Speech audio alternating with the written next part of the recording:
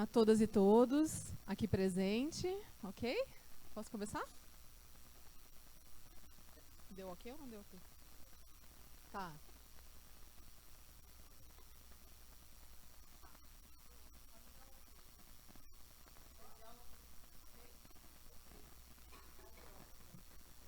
Olá, pessoal, bom dia a todas e todos aqui presentes. Queria agradecer a participação de vocês nesse evento.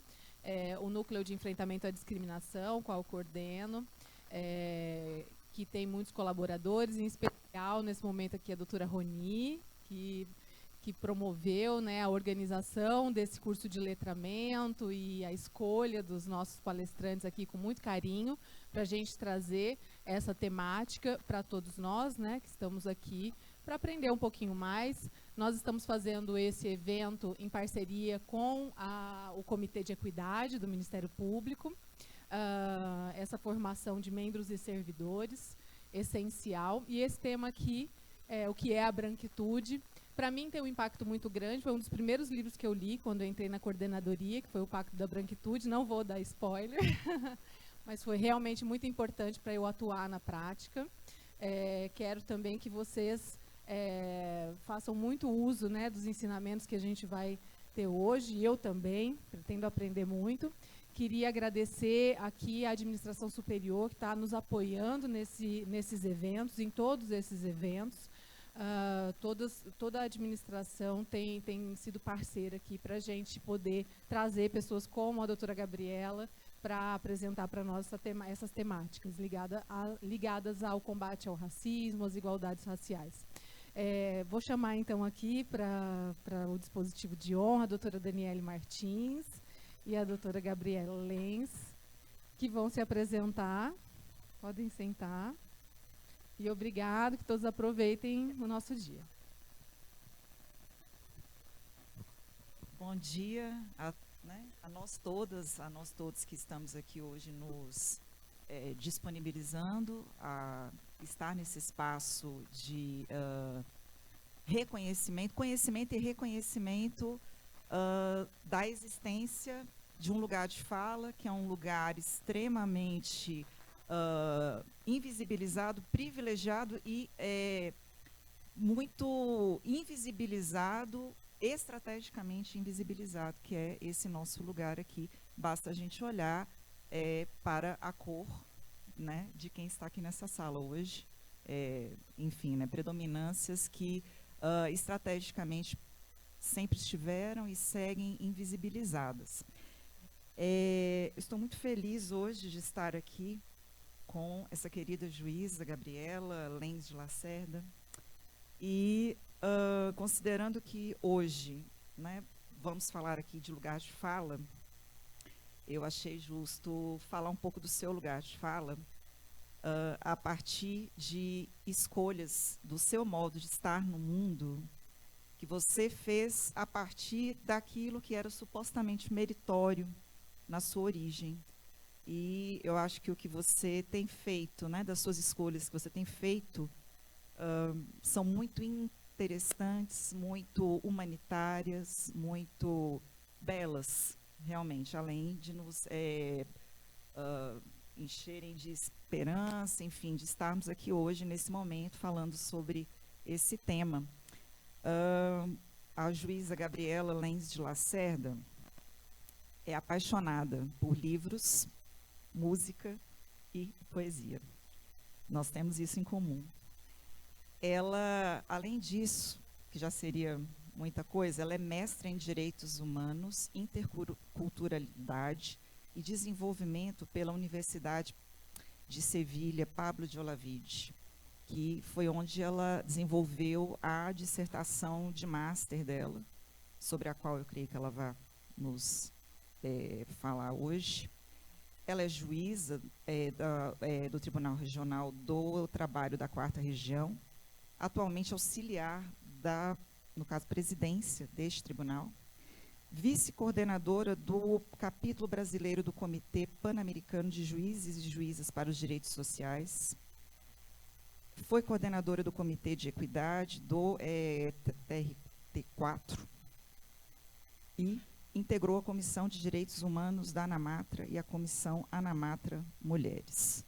É um currículo que muito me agrada, doutora Gabriela.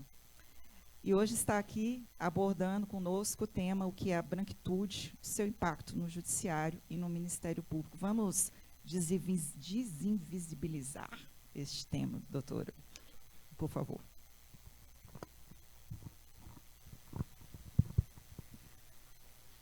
Bom dia a todos e todas.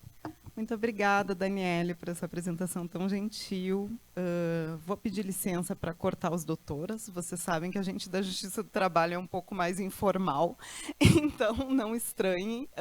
A minha fala, ela vai ser direcionada pela linguagem simples, o que para mim não é exatamente um desafio, porque eu tento falar de uma forma, comunicar de uma forma que as pessoas consigam entender. E queria agradecer muito hoje o convite de estar aqui, para a querida Rony, para a Poliana, que também tão gentilmente me recebeu, mas queria principalmente agradecer o tempo de todos e todas vocês de estarem aqui hoje, nessa manhã, porque eu sei que a gente anda num período cada vez mais corrido e todo mundo assoberbado de trabalho, então eu acho que as nossas escolhas, a gente pensar o que fazer com os nossos tempos, são coisas muito importantes. Então, honro muito o tempo de vocês. Espero compartilhar um pouquinho do que aprendi nesses últimos tempos, desde a minha dissertação de mestrado, como a Daniele bem referiu. Mas foi uma pesquisa, claro, que acabou se seguindo, né? Então, eu espero que a gente tenha uma manhã muito boa de trocas. Queria também fazer minha autodescrição, porque eu não sei se depois, possivelmente, pessoas com alguma dificuldade de acessibilidade possam ver essa fala. Então, eu sou uma mulher branca, de cabelos lisos, mechados, mais ou menos na altura do ombro. Hoje estou usando um vestido preto e um colar vermelho. E estou aqui no fundo com uma tela com os slides, que pela fala slide já dá para se ver que eu estou tenho 40 anos, não é mesmo? Porque os jovens não falam mais slide.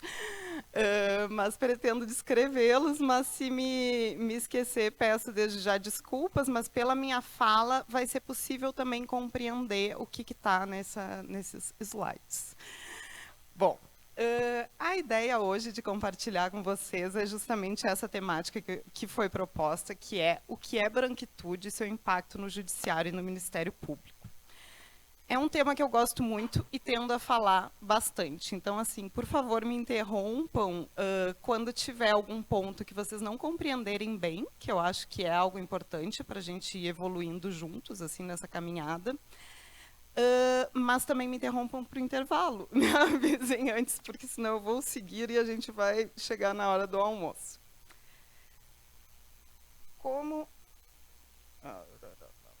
Aqui.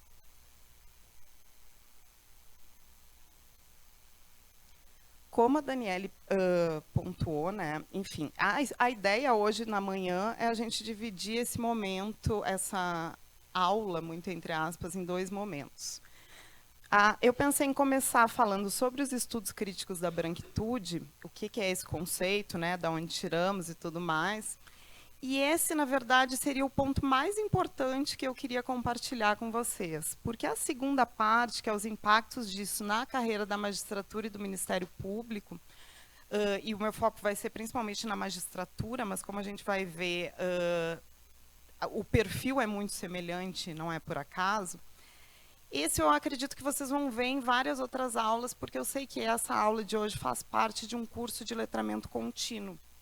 E, às vezes, a gente fica nessa repetição de dados, que, para quem assiste todas as aulas do curso, acaba sendo um pouco cansativo. Agora, o que eu queria mesmo que a gente chegasse, né, enfim, compreendesse, é esse conceito que a gente muitas vezes vê nas redes sociais, a branquitude, o pacto da branquitude, e tem dificuldade de dimensionar exatamente o que isso significa, ainda que Daniele já tenha começado nos dando pequenas dicas.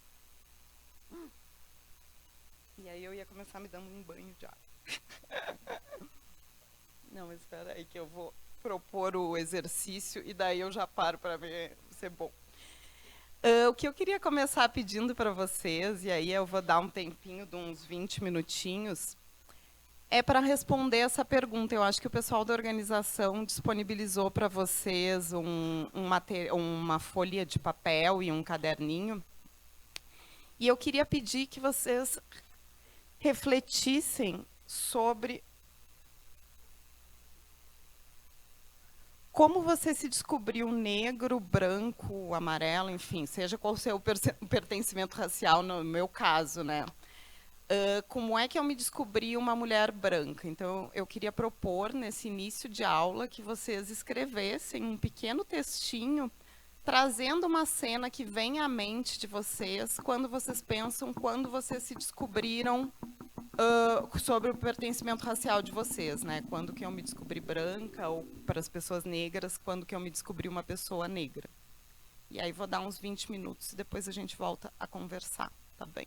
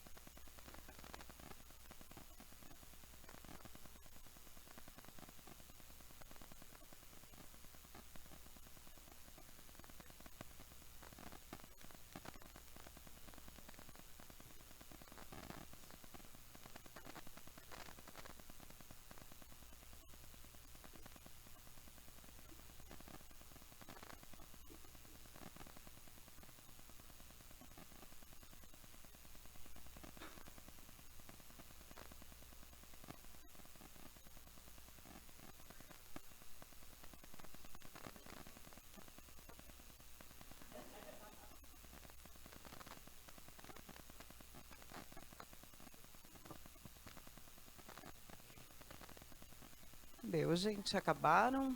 Deixa eu ver. Se vocês não se importarem, eu vou falar em pé, porque eu falar sentada vai começando a me dar ainda mais de amanhã, então é melhor que a gente acorde.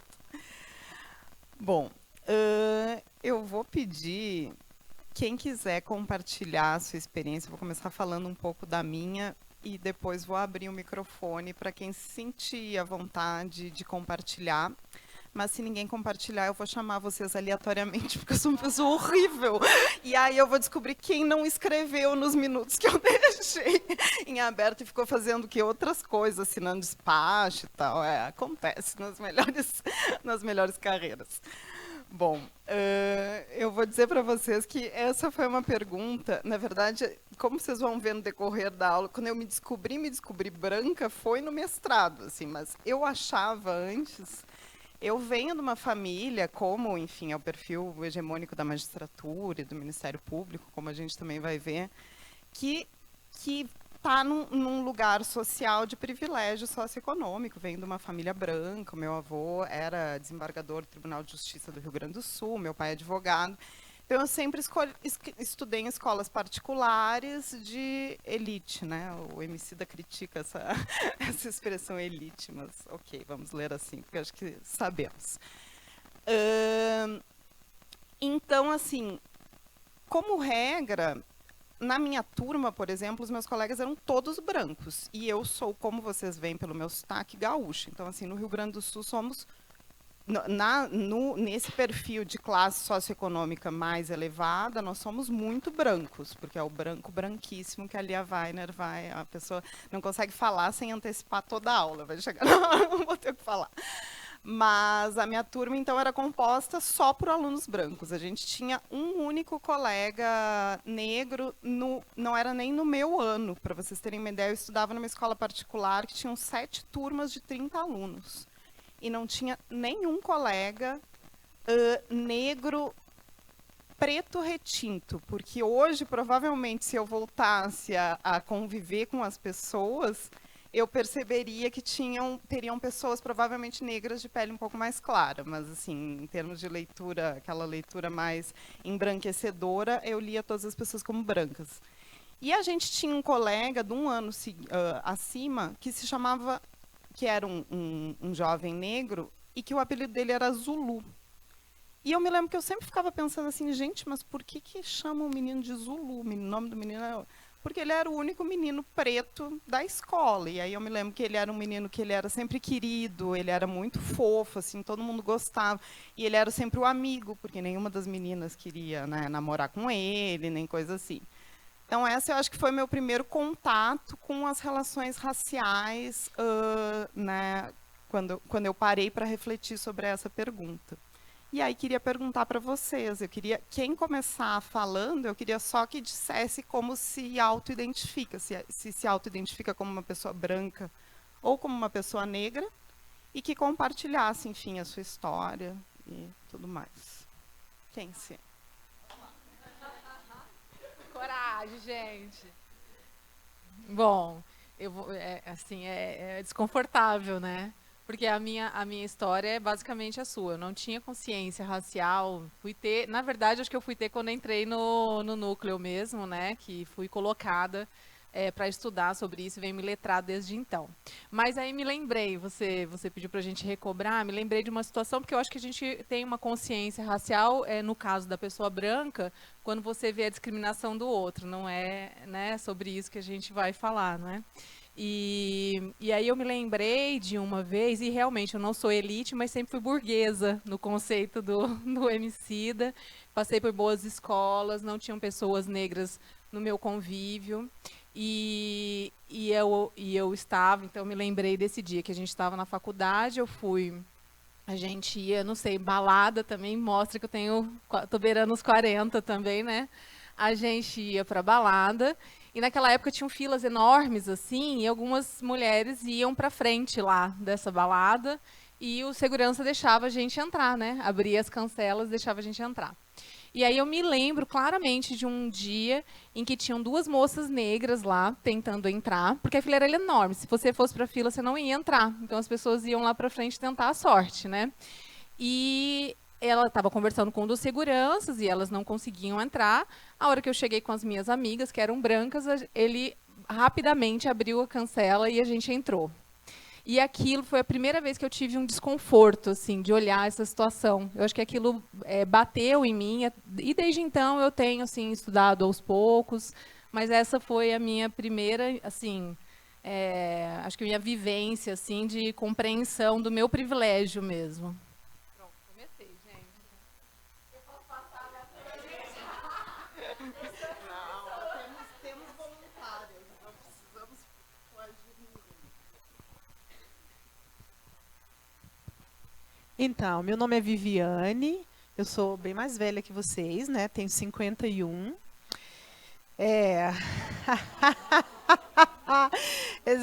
Exatamente, não vou esconder, não. Eu estudei em escola pública, no Gama, e eu convivi com pessoas brancas, negras, pessoas de classe social mais abastada, menos abastada, era muito miscigenado. Então, eu não senti isso que vocês sentiram. Para nós era muita mistura. Então, brancos e negros, nós convivíamos todos juntos e shalom now. Essa percepção, enfim, o letramento, isso eu não presenciei. Nós éramos muito misturados. Minha mãe era professora na escola pública, então, em geral, a gente estudava na mesma escola onde a minha mãe trabalhava, até para facilitar as questões. Os colegas eram de todo jeito, muita gente misturada. E eu realmente não presenciei discriminação racial. Tinha briga de todo jeito, a gente se resolvia, batia, apanhava por outras várias questões, mas eu, de fato, graças a Deus, eu não presenciei essas diferenças em virtude de raça e de cor, né? Pretinho vai falar, né?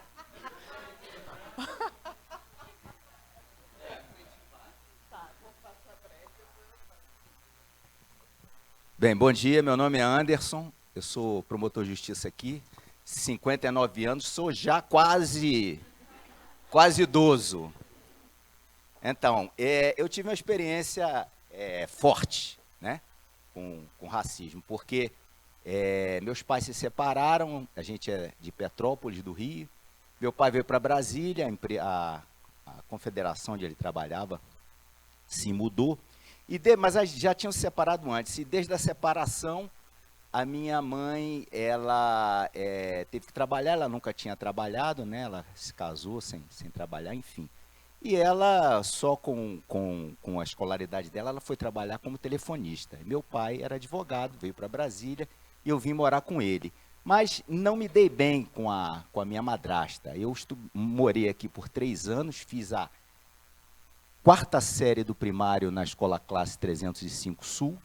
Depois me mudaram para o Colégio Rosário, onde hoje é o Galois, né? Era um colégio muito bom, de freiras francesas. E eu estava muito bem, aprendendo francês, aquela coisa. Era um colégio tranquilo. E aí, mas vivendo mal com a minha madrasta, eu falei para minha mãe, mãe, eu quero voltar para Petrópolis, eu não estou aguentando aqui. Ela, venha, meu filho, venha. Minha mãe telefonista, né? E meu pai começou a pagar uma pensão de um salário mínimo e exigiu dela que me matriculasse numa das melhores escolas da cidade de Petrópolis, que naquela época era um ovo, hoje é um ovão, era um ovinho, né? Uma cidade provinciana do interior do estado do Rio, que nem parece Rio de Janeiro, né? Assim, uma cidade, enfim. E aí, eu, pobre e pretinho, naquela escola, virei o preto. Os colegas me chamavam de preto o tempo todo, né? É o que hoje se chama de bullying, né? Mas não é bullying, né? Ontem a gente teve uma reunião, né, Poli? Não é bullying, é racismo, né? E sofri 2 anos com isso, né? a 7ª e 8ª série, até que foi meu segundo grito de independência vital. O primeiro foi quando eu saí de Brasília, né? E o segundo foi esse. Cheguei para meu pai e minha mãe e disse, vou sair dessa escola, vou para uma escola pública, né? E fiz um concurso que até hoje se chama, fez 100 anos, ano retrasado, meu colégio, meu querido colégio, Colégio Estadual Dom Pedro II de Petrópolis, e fiz, e passei e fui para lá. E realmente lá vivi, lá na escola pública. Por isso que a escola pública é maravilhosa. Por isso que eu sou promotor da Proeduc e luto tanto pela escola pública, porque ela é democrática nesse sentido também. Lá tinha gente rica, tinha gente pobre. Na minha sala tinha eu me lembro o nome dele, é falecido, morreu num voo, Germano Einsfeld. O pai dele era piloto da Varig, né? E tinha pessoas muito humildes, mais humildes que eu até, e ali realmente eu pude desenvolver meu projeto de vida e ser quem eu sou hoje, graças à escola pública e republicana.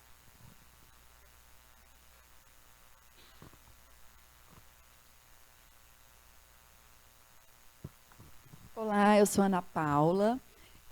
Quando eu tinha uma história um pouquinho parecida com a do Dr. Anderson, assim, meus pais se separaram, eu tinha 4 anos, a gente morava em Uberaba, eu sou de Uberaba, e aí a minha mãe veio para Brasília, que a família da minha mãe tinha vindo para Brasília, era todo mundo mineiro, né?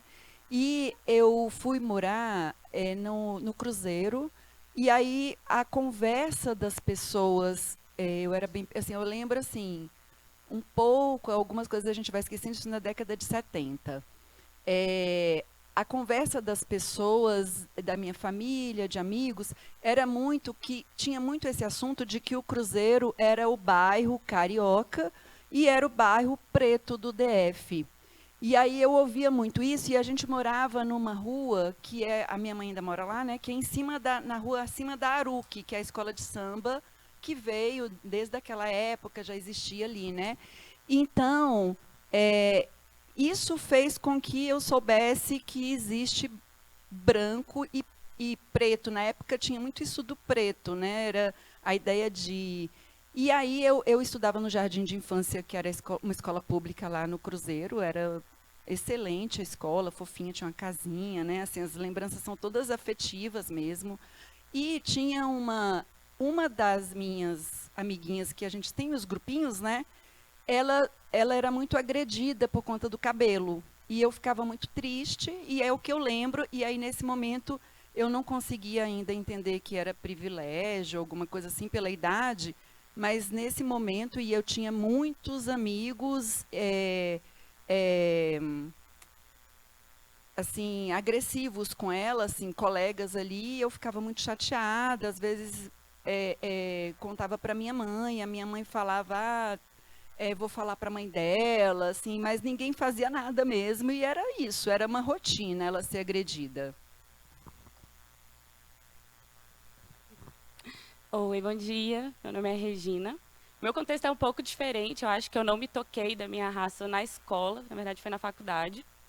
Na escola, eu cresci aqui em Brasília, meus pais vieram do Rio de Janeiro, minha mãe do interior, meu pai de subúrbio, mas eu cresci em Brasília, classe média, e estudei em escolas particulares e nunca me toquei de nada. Para mim, eu era uma pessoa normal. Eu entrei na UNB por cotas, mas contra as cotas, porque quem fez minha inscrição foi minha mãe. E aí eu era contra, e aí começaram a conversar sobre, eu comecei a entender, e aí comecei a ver que talvez algumas coisas da escola não eram tão normais assim, e que a gente discute muito racismo na atividade policial, mas a gente também pode ver coisas muito mais sutis na escola, quando uma professora não sabe lidar com uma menina negra, trata diferente de uma pessoa branca. E aí fui começando a ver que talvez eu já tivesse racializado assim na escola. Mas, enfim, entrei na crise racial e fiquei, meu Deus, o que eu sou? Eu não sei. E nessa época eu estagiava na PGR. E eu perguntei para um servidor do gabinete, eu estava muito em dúvida mesmo. E aí eu perguntei, cara, mas será que eu sou negra? E ele falou, não, claro que não. Tirando o seu cabelo, o seu nariz e um pouquinho o tom da sua pele, você não é negra. Aí eu fiquei... Uai, aí sobra o quê, então? Aí terminou minha crise e pronto, foi assim.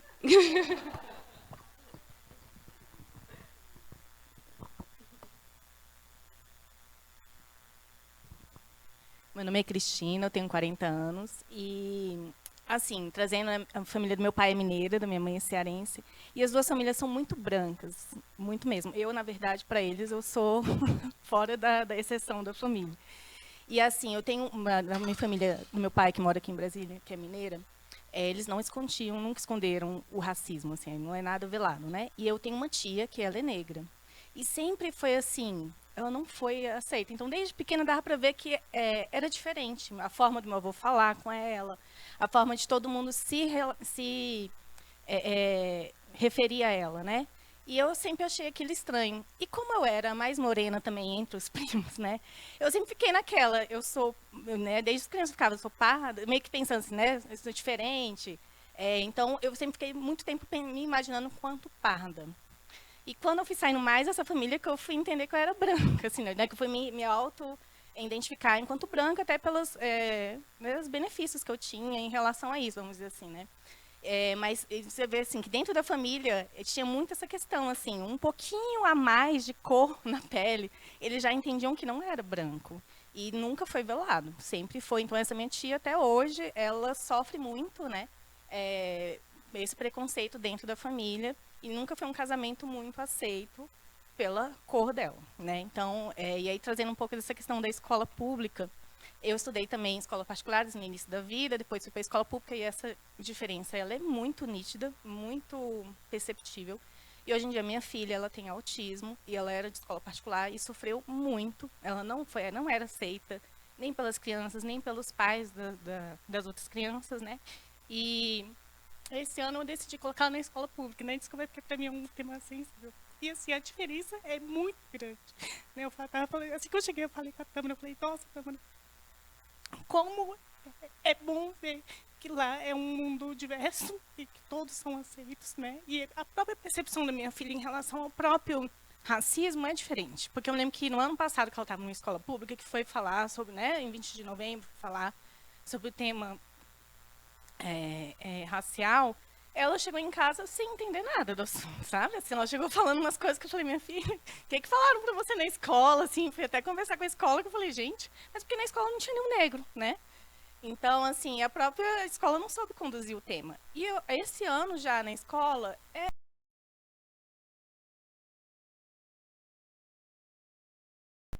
em raça, quanto classe social, é totalmente diferente. Você chega assim, você vê todos os tipos de pais chegando na escola, é muito diferente. Então, essa convivência já trouxe para ela uma outra percepção sobre essa questão. E a forma deles trabalharem. Eles não trabalham só no 20 de novembro, eles trabalham o ano inteiro, né? Então, assim, na segunda semana de aula, teve a leitura de um livro com uma professora negra que contou a própria história dela, sobre como que ela era chamada em relação aos cabelos. E de uma forma muito lúdica, muito legal, ela chegou amando o livro e ela quer o livro, né? Assim, mamãe, eu quero o livro, não sei o quê. E aí, no outro dia, eu fui lá na escola, comprei o livro. Então, eu acho que isso é importante trazer, né? Assim, que a vivência desde criança. Para mim, ficou muito nítido, ela tem 5 anos. Então, para mim, foi absurdo ver crianças de 4 anos já exercendo esse preconceito de diversas formas na sociedade. Então, aí fica muito diferente quando você chega na escola, porque vê que justamente quem convive com a diferença tem uma relação completamente diferente, né? Então, eu vejo que a gente possibilitar espaços, formas de ter essa diversidade, viver essa diversidade desde a primeira infância, é algo essencial para que a gente possa realmente, né, viver uma sociedade mais respeitosa, né, mais igualitária entre as pessoas, assim, isso é muito nítido.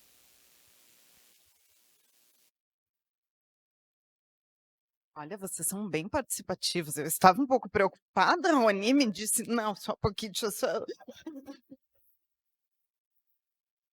Ai, tô com vergonha, mas eu vou falar. Meu nome é Áurea, eu venho revisitando, inclusive, essas vivências que eu vou compartilhar, muito, inclusive. Meu pai veio para cá, veio para Brasília na década de 70, num dos primeiros concursos para cargos jurídicos, e naquela época, no plano piloto, né, a gente morava aqui no plano, e a gente frequentava escola pública, então tenho muito orgulho de ter feito escola pública no Distrito Federal até a 7ª série, antiga 7ª série, né? E por isso a gente convivia com uma diversidade bastante grande, embora fosse plano piloto, né? E aí, nessa época, eu arrumei um namoradinho, um namoradinho branco. Mas aconteceu de um outro menino negro se interessar por mim, eu me interessar por ele, e eu terminei o namorinho com o branco e fiquei com o negro. E eu namorei muito mais tempo com o menino negro do que com o menino branco. Ai, que vergonha. Mas é isso. Isso foi muito interessante, porque era muito... Eu sentia, não sabia dizer o que era aquilo de namorar com um menino negro e observar que as pessoas olhavam para mim diferente porque eu estava com aquela pessoa. E eu não entendia por quê. Eu achava que era porque eu tinha trocado de namorado, mas na verdade hoje eu acho que era uma questão racial, né? Só que simultaneamente a isso, aí eu tinha mais a percepção de que hoje eu tenho essa percepção em retrospectiva, de que era uma situação de racismo. Por quê? Porque meu pai comprou uma fazenda no interior de Goiás e essa fazenda fazia divisa com uma área quilombola. E havia um convívio muito intenso das crianças, aí era um pouco antes, né? Não era não namorinho. Com crianças quilombolas, e as crianças brincavam todas juntas e não tinha essa, muito pelo contrário.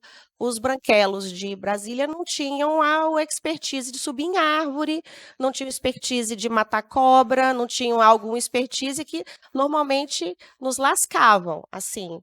E aí, quando eu tive a experiência do DF, na escola do namoro, eu sentia, mas não sabia expressar, que tinha alguma coisa estranha. E só depois, em 2020, durante a pandemia, quando, lindamente, num grupo de leitura do qual eu participo, nós escolhemos ler Mulheres Negras, foi que uma fichona enorme caiu na minha cabeça. Aí eu tive consciência de raça. Antes disso, não. Embora tenha tido essas vivências. E eu agradeço demais ao meu pai, que eu, bem em retrospectiva, lembro dele como um homem antecipadamente antirracista, que comia na mesma mesa, embora ele fosse a única pessoa com ensino e alfabetizada naquele ambiente tão próximo ali dos quilombolas, que comia na mesma mesa com aquelas pessoas. E eu ia dizer só mais uma, mas tudo bem, vou passar para a Rony e depois para vocês. Então, bom dia, meu nome é Rony. Eu vou falar um pouco do mesmo lugar que a Viviane fala. A gente morou perto, né? Morava lá no Gama, estudava lá no Gama. E eu, como uma mulher negra de pele clara, vivi uma experiência muito diversa da dela. Então, a questão racial, ela me visita desde sempre. Começou dentro de casa, né? Quando meu pai se incomodava muito com o meu cabelo, com o meu nariz. E aí, embora ele também fosse um homem negro, ele tinha muita vergonha. Ele queria que a gente não fosse visto naquela comunidade como pessoas negras. Então, por exemplo, ele proibiu que a gente conversasse e tivesse amizade com uma vizinha que eram pessoas negras retintas. Depois, no início da adolescência, eu começava a ouvir nos espaços públicos o termo mulata, né? Que era um termo de assédio, que me incomodava profundamente. Então, ali eu comecei a alisar o cabelo, né? Que eu queria esconder um pouco a questão da racialidade. Eu não tinha ainda consciência disso. Fui ter, quando eu tinha mais ou menos uns 16 anos, no grupo da igreja, em que era um grupo majoritariamente de pessoas negras. E aí a gente começou a falar disso, né? Que nós éramos pessoas negras, no grupo majoritariamente pessoas nordestinas, no grupo todo mundo tinha pais e mães que não tinham estudado. Então, assim, a minha mãe estudou até a 7ª série, meu pai estudou até a 3ª série. Quando eu vou para a universidade, né, para o espaço do ensino superior, eu percebo que todas as pessoas da minha turma, que eram pessoas brancas, tinham pais e mães formados, né, tinham estudo muito maior do que os meus pais. Então, isso também já me antenou. Mais ainda para como é que essas diferenças se constituíram. Em casa, a gente tinha muita dificuldade de falar dos nossos antepassados.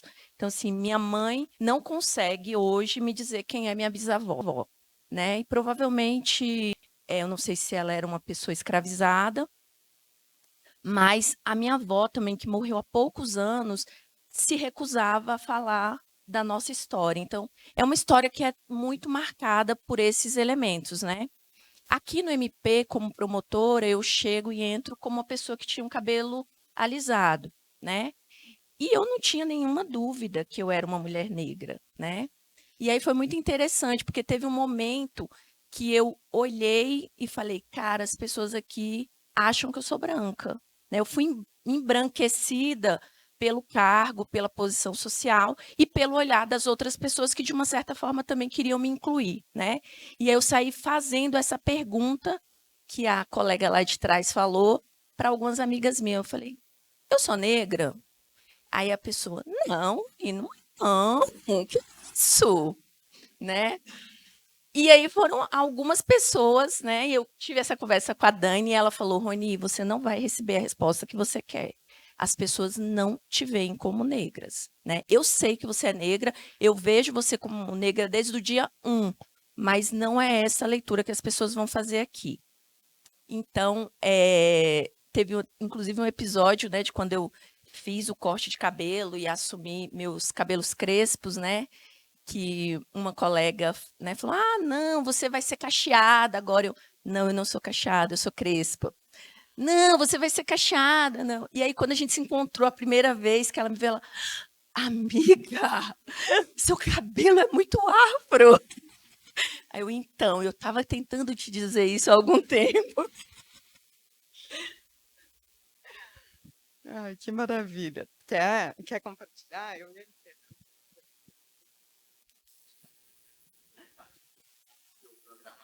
Eu vou falar rapidinho, porque desde sempre desde nova eu me identifiquei como negra, meu pai é negro e minha mãe é branca. Meu trisavô foi escravizado, ele foi traficado da África, e minha trisavó foi índia escravizada por parte de pai. Por parte de mãe, meu avô é português, veio na época para cá, e a família inteira da minha mãe é branca, branca, e a família do meu pai é negra. Quando a minha mãe casou com meu pai, foi o primeiro casamento interracial da família e foi completamente reprovado. Então, sempre teve esse preconceito com meu pai. E quando nós nascemos, especialmente eu, meu irmão é mais claro, pode ser quase considerado um branco, mas quando eu nasci, meu cabelo é muito crespo. E eu não sei, eu acho que eu dou uma embranquecida, porque pelas minhas fotos eu era mais morena. E sempre que a gente chegava nos lugares, nós éramos os criolinhos da Teresa, que tinha o cabelo ruim, o cabelo de bombril, então eu sempre sofri preconceito, mesmo não sendo negra da pele escura, digamos. Então eu sempre me identifiquei como negra e achava que era isso. Talvez pelo meu cabelo, pelo preconceito que eu sofria na família da minha avó. Isso mudou quando meu filho nasceu. Meu filho é negro, negro de verdade. E eu comecei a pensar, gente, como ele vai enfrentar esse mundo, sendo que eu só, digamos, talvez pelo meu nariz, pelo meu cabelo, enfrentei uma série de coisas. Apesar do meu pai ser negro, ele não é um negro que conversa sobre isso ou que aceita todo o preconceito, eu acho que como muitos negros de antigamente. E aí a gente começou a orientar o meu filho.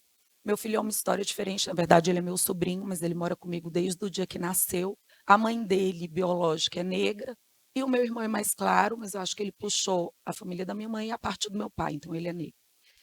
E quando ele tinha uns 10 anos, 11 anos, eu precisei ir na escola dele, ele estudava na Escola Militar dos Bombeiros, porque ele recebeu uma advertência por ter xingado um menino, e eu fui tentar entender a história. O menino tinha sido super preconceituoso com ele, super racista. Então, eu fui na escola, exigi que as coisas mudassem, que aquela turma tivesse algum, que hoje é o letramento, né? Na época eu não conhecia, eles imprimiram livros, fizeram aulas, mas assim, pontual, porque eu falei, se vocês não fizerem nada, eu vou entrar na justiça contra vocês.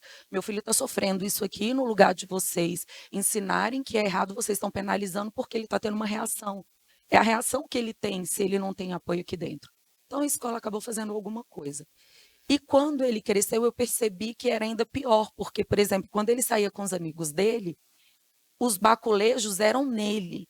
Ou mesmo que os amigos brancos, que normalmente não tinham baculejo, mas quando tinha, era um baculejo leve. Com meu filho, não. Ele recebia banda, ele recebia cuspão, as coisas dele eram jogadas no chão, e com os brancos, não. E eu me lembro que teve um caso muito específico, quando ele precisou arrumar o cartão dele no Bradesco, era à noite, e a gente falou, vai no caixa rápido, é rapidinho, não tem problema e tal. Por algum motivo, a porta do banco que dava acesso ao caixa rápido disparou o alarme. E eu falei, meu filho, vem embora, a gente vai ligar e avisar, a polícia vai chegar e arrumar, vem embora. Passou meia hora, ele não veio embora, eu liguei para ele, eu falei assim, meu filho, cadê você? Já era para você estar em casa e tal. Ele, eu estou esperando, porque eu já liguei 2 vezes na PM e ninguém chegou ainda. Eu falei, mas para que você está esperando? Aí ele falou, mas mãe, se eu for embora, eu, negro, eles vão ver na câmera, vão achar que eu estava aqui para assaltar.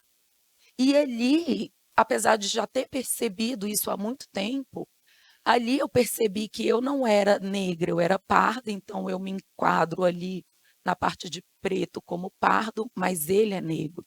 Então talvez aí eu tenha identificado um pouco da minha parte branca da família, que para mim sempre foi apagada pelo preconceito que eu sofri antes, porque com o meu filho eu percebi toda a dificuldade real que ele sofria.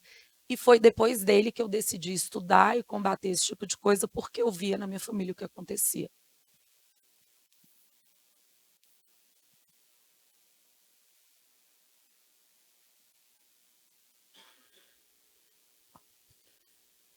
Bom, muito obrigada por compartilharem. Acho que todo mundo pode respirar um pouquinho e ver como está se sentindo agora, porque quando a gente fala desses temas a partir de uma perspectiva pessoal, nunca é fácil, né? Então, assim, momento, acolhimento. Mas eu, pessoalmente, acho que talvez isso seja o mais rico que a gente pode fazer, sabem? Porque eu pergunto para vocês, nos últimos anos a gente tem começado a falar sobre relações raciais um pouquinho mais, né? Mas antes disso, quantas vezes vocês tiveram esse tipo de conversa, mesmo com pessoas muito próximas, assim, amigos queridos, né? E isso mostra como a gente fala muitas vezes de coisas que não importam realmente, assim, porque eu acho que coisas como gênero, raça, o nosso lugar social, o nosso lugar no mundo, são coisas tão fortes para a gente enquanto experiência humana, né, que nos coloca nesses diferentes lugares nominados, homem, mulher, latino-americano, enfim. E a gente fala tão pouco sobre isso a ponto de pessoas chegarem na idade adulta perguntando: eu sou uma pessoa negra? Eu sou uma pessoa branca?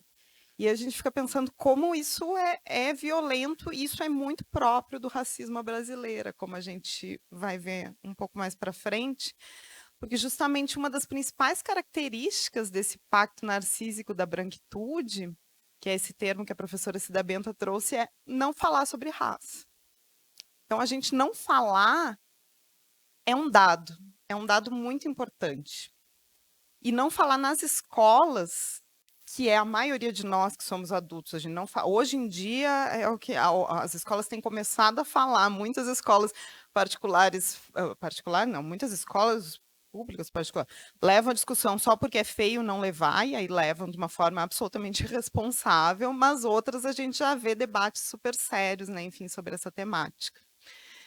Mas, ouvindo as experiências de vocês, eu fico pensando como é rico a gente pensar nessa diversidade do Brasil, né? Porque quando eu faço essas dinâmicas, e eu já fiz em outros estados também, já fiz no norte, que é totalmente diferente também. No sul, a gente tem uma segregação muito maior, né? A gente tem pessoas, as relações raciais, elas normalmente se dão a partir de uma hierarquia. Mas pelas histórias de vocês, a gente pode perceber algumas coisas em comum. Por exemplo, que a maioria das pessoas aqui se deparam com as relações raciais fora da família. Por quê? Porque as nossas famílias, elas ainda tendem a não ter... e aí tem um livro muito bom da Lia Weiner, para quem vem de famílias interraciais, a Lia Weiner, que é uma das professoras que estuda a branquitude, que é uma mulher branca e que também tem uma família interracial, ela tem uma pesquisa que é famílias interraciais. E aí é mais complexo ainda a questão da relação racial, porque daí ela se estabelece desde a infância. E essas percepções, por exemplo, que a colega compartilhou de que tinha uma tia que era negra, ou ela própria, né, tinha um fenótipo, às vezes nem é uma pessoa negra, uma pessoa branca, né, mas que fugia esse ideal da branquitude que a gente imagina, né, porque a gente tem tons aí no meio da paleta, ainda que a gente saiba muito claramente quem é negro e quem é branco no Brasil. Tem pesquisas muito ricas que falam sobre isso. O professor Rodrigo Ednilson, por exemplo, da UFMG, tem uma pesquisa que justamente o livro dele, que é o tema de pós-doc, é quem é negro, quem quer pode ser negro no Brasil, que é outro tema super bom de trazer, assim, mas hoje não é o foco. Mas quando se estabelece dentro da família, isso é muito mais complexo, e isso pega num lugar de autoestima, porque a pessoa cresce a partir dessa violência racial interna, porque a maioria das famílias, enfim, as outras gerações, elas não tiveram acesso aos conhecimentos que a gente tem hoje, né? Mas a maioria das experiências acontecem como? Fora, né? Fora da família. Então, as escolas são lugares que a gente tem as primeiras experiências de relações raciais. E, normalmente, aí a outra característica, as relações raciais são marcadas pela violência, né? A gente ouviu vários relatos de violências contra crianças, que eu acho que, enfim, todos nós, né? Quem trabalha com infâncias, mais ainda, mas acho que todos nós nos pega num lugar de muita dor, porque a gente fica pensando assim, gente, não é possível que a gente não consiga construir um mundo minimamente seguro para o pobre, a pessoa chegar com 18 anos, mais ou menos. Não, é um horror, né? E eu acho que isso é um outro dado muito, muito importante, né?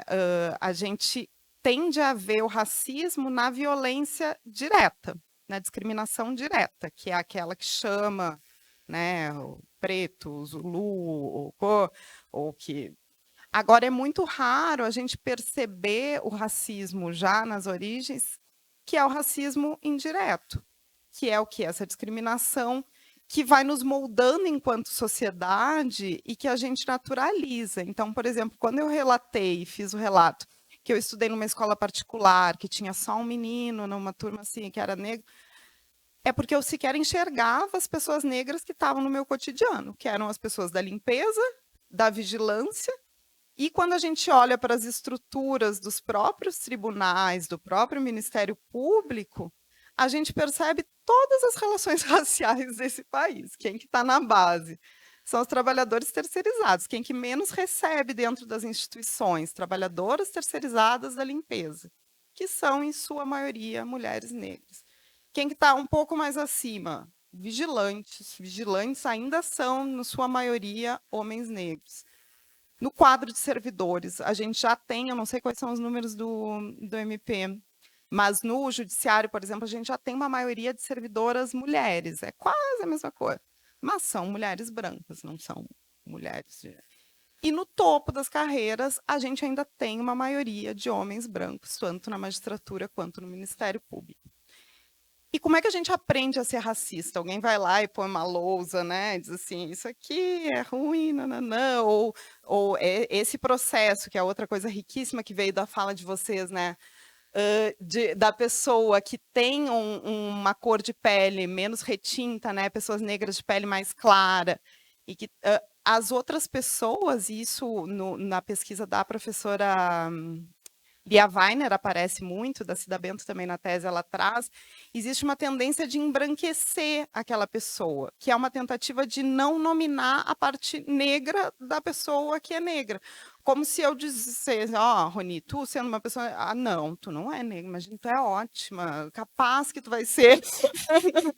E é isso que passa no nosso consciente, porque a gente vincula a questão da negritude a elementos tão negativos que pessoas que fazem parte dos nossos afetos, ou principalmente pessoas que estão em postos decisórios, né, lugares de poder institucionais, a gente tem uma tendência a embranquecer e muitas vezes, e aí é o processo, né, de muita análise, muita terapia, a própria pessoa também tende aí a depender, né, do fenótipo da pessoa, a pessoa consegue atingir níveis de passabilidade, que é o cabelo, né, que é, enfim, as pessoas negras trazem esse relato muito, que quando entram na instituição tendem a alisar o cabelo, e depois tem toda essa mudança, não sem desafios ainda maiores, porque aí é assumir uma identidade que é alvo potencial do racismo, né? E é sobre isso que a gente está falando.